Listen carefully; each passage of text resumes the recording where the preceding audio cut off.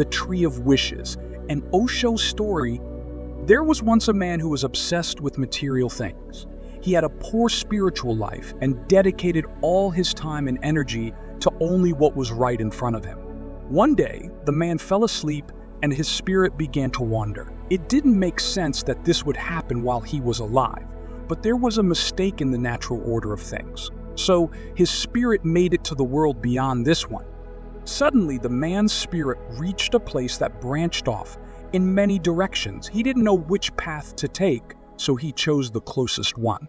Although he didn't know it, he had chosen wisely. The path he was on led directly to paradise.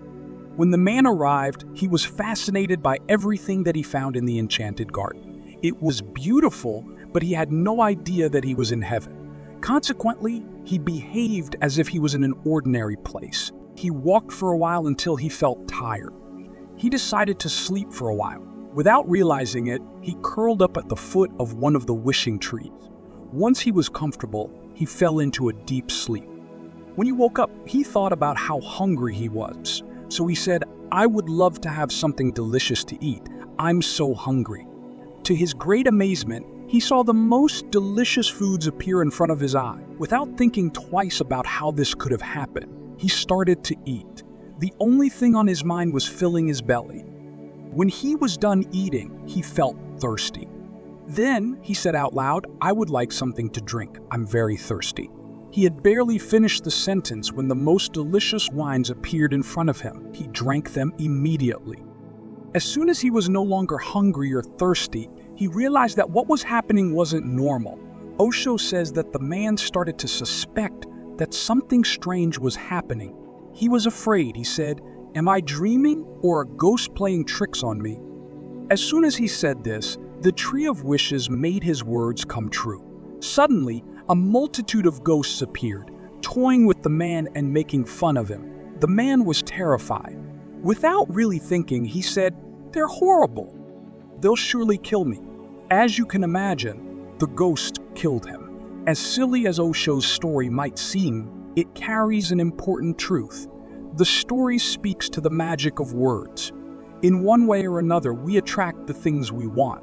So if you want your life to be a certain way, desire will put you in the right direction.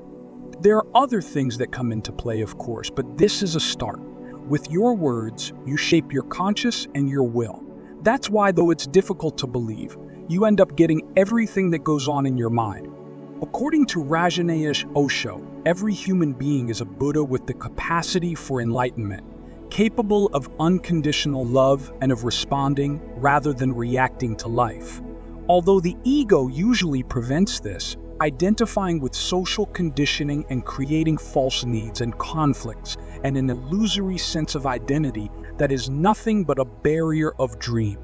Otherwise, man's innate being can flower in a move from the periphery to the.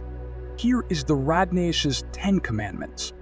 1. Never obey anyone's command unless it is coming from within you also. 2. There is no God other than life itself. 3. Truth is within you. Do not search for it elsewhere. 4. Love is prayer. 5. To become a nothingness is the door to truth. Nothingness itself is the means, the goal, and attainment. 6. Life is now and here. 7. Wive wakefully. 8. Do not swim, float. 9. Just why each moment so that you can be new each moment. 10. Do not search. That which is, stop and see. Thanks for watching.